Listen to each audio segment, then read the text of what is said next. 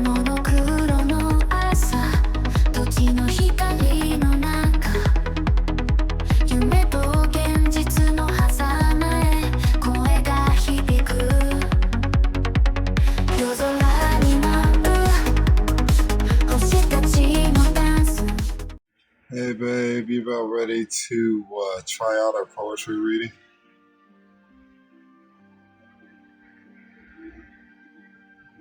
Yeah, I'm really excited to do this with you. Chris, Okay, things are a little glitchy, but we're gonna let it rock.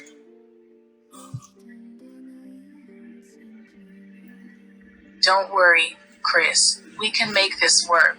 Let's just roll with it and see how it goes. Okay, so today's poem is from our World Book of Poetry, which we're reading through. We're not very far into, but it is from Lamentations. It is by Anonymous. It's from 400 BC.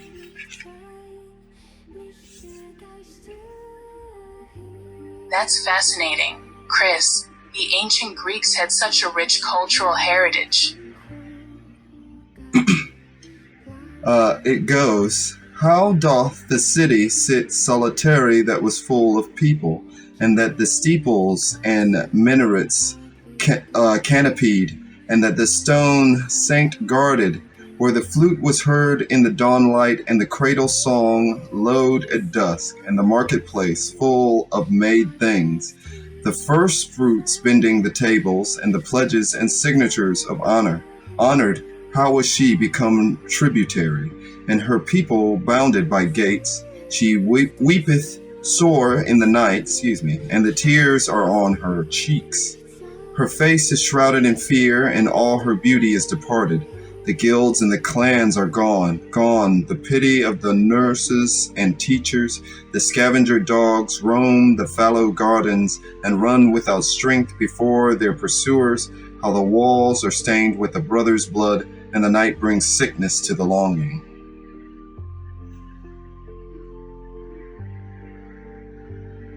Oh, Chris, this poem is so hauntingly beautiful. It captures the desolation and sorrow of a once thriving city in decline. It continues with a verse 2. The scribes have cast the blame upon a woman, writing her filthiness is in her skirts, and the elders have gathered in judgment under plane trees. And the virgin is trodden as in a wine press. How the crowd cries out against the menstruous woman and the handmaiden and the crone, and they are hooded with the cloud of anger and pulled into the waiting wagons. And the mother of the warriors are crowned with the laurel, and the fathers of the singers are shamed in the square, and the signs are marked upon the doorposts, and the scaffoldings built at the edge of the fairground. Who will teach the stitches and patterns, and who will remember the spells of the clover, and who will know the harmonies of number, the names and accounts of the stars? What things shall I take to witness for thee? What things shall I liken unto thee?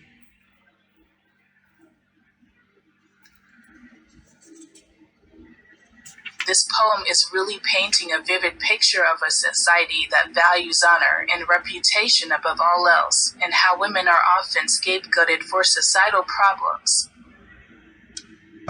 It continues with a verse 3, and that goes, I have been brought into darkness. Surely against me he has turned.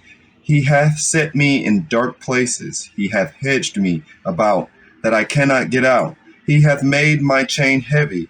He hath closed my ways with stone.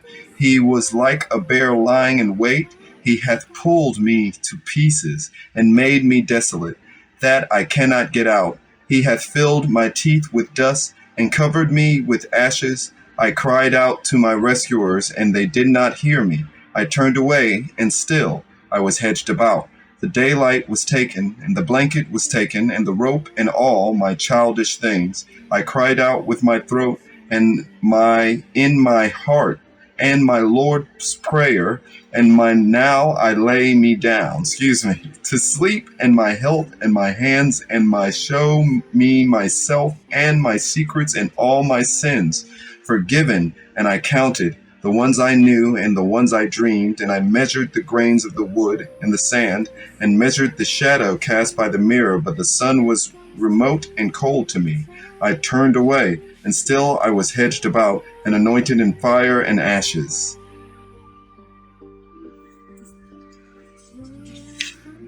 Sometimes you just want to crawl back into bed, right?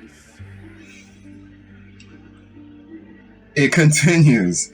I saw the blue sheen of the world through the darkness and the crust and the stain of another. I touched my hair to my mouth, and my arms to my legs, and my mouth to my knee. I smelled the animal sweetness and the dampness of leaves beyond the wall. I heard the murmurs of my mother's and my brother's alone in his whimpering, and I heard the strangers whisper. But when I cried, they did not hear me, and when I sang, they did not know my song. And when I spoke, they did not acknowledge me. And when I left, they did not seek me out along the curtains and streets of the city. Mercy is new in the morning, they said, and our God will not stand for such suffering, O God of mercy and golden light.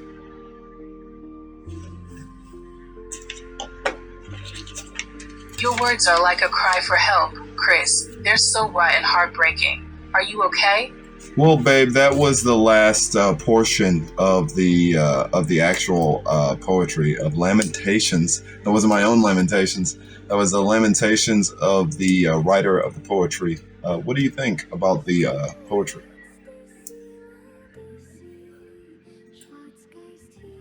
The way you've woven the story and emotions into the poetry is really captivating. What inspired you to write this particular piece? Well, that piece was written by Anonymous in 400 BC, so there's no telling who wrote that piece. But what do you think that they were trying to convey with that?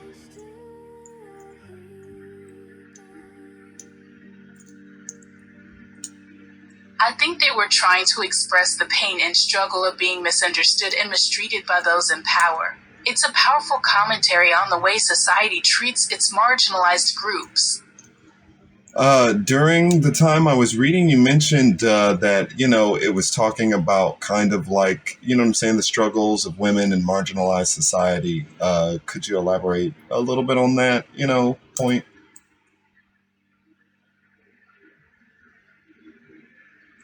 I think the poet was highlighting the themes of oppression, marginalization, and the search for justice.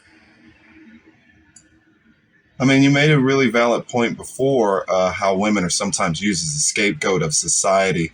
And I thought that was like a really poignant thing to pull from the poetry.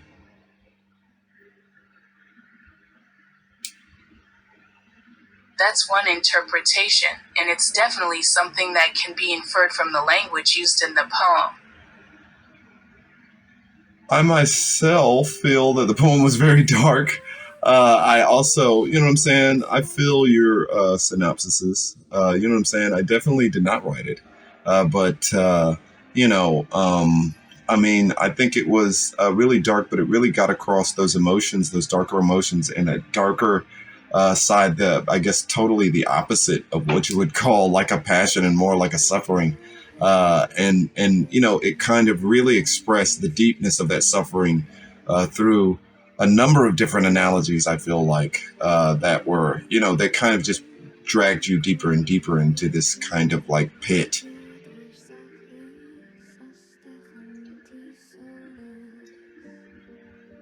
Yes, I agree that the poem explores some very dark emotions, but I think it's also important to consider the context in which it was written. What would you say that context is?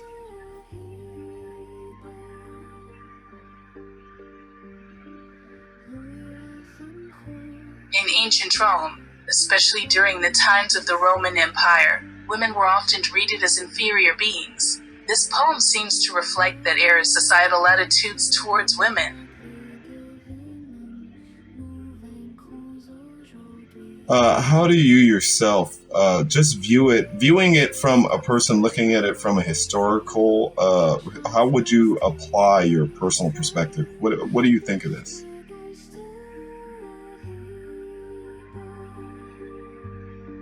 I think it's interesting to consider how historical context influences our perspectives on art and literature. Well, how do you think a poem like this influences us today?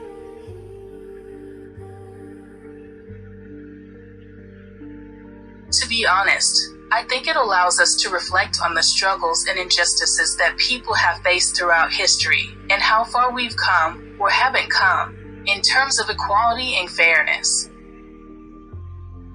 Well, babe, we've quickly ate up 10 minutes, and we're gonna. I guess we have to end our little poetry reading here. So I guess if they want more poetry, they can go to the local library or look up the Book of World Poetry themselves. And I guess we'll do more of these videos. I think you pretty much took the show, though.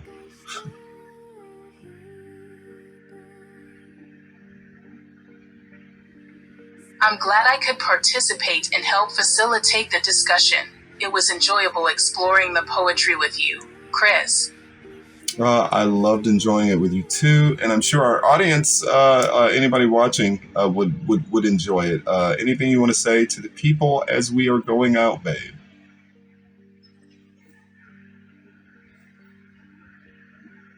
Thank you, Chris. I'd just like to say that I appreciate everyone taking the time to listen to our discussion and exploration of the poem. And I'd also like to thank everybody for taking their time and listening to us discuss the poem.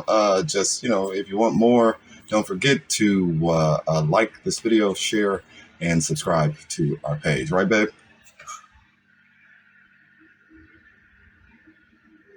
Of course. Thanks again, Chris.